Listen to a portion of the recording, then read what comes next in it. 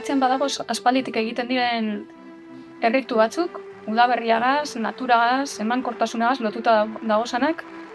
Euren artean maiatzeko erreginak, edo erreginetan ibiltzea, edo maioak bebai, arbola tente horrek.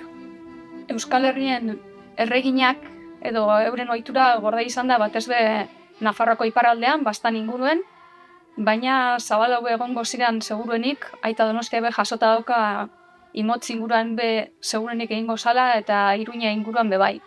Eta Lanestozan be, enkakterrietan esaten da antzeko zeu-zer egiten zebiela.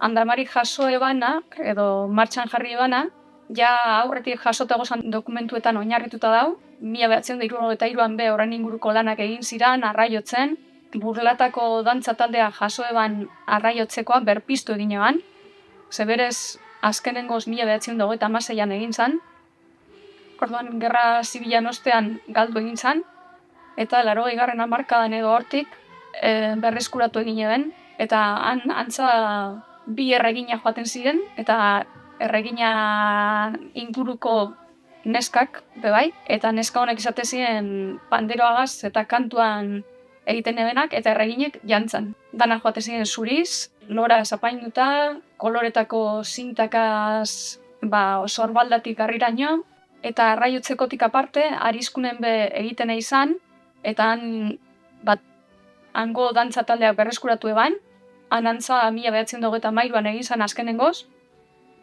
eta gero hori, 80. hamarkadan berreskuratu eben bertako dantza taldekoek, larraldetarrak gidari egon zirela, eta laguntzaileak ziren dantzan egiten ebenak. Erregina hori egoten eben sorbalda ganean, 7-8 urteko neskatoa izaten zen, eta etxez-etxe joaten ziren eskean. Emoten ebanari, kopla honak emote utzi izan, emoten ez ebanari, kriston palo emote utzien, kopletan, barbaridade esate utzi izan, hori.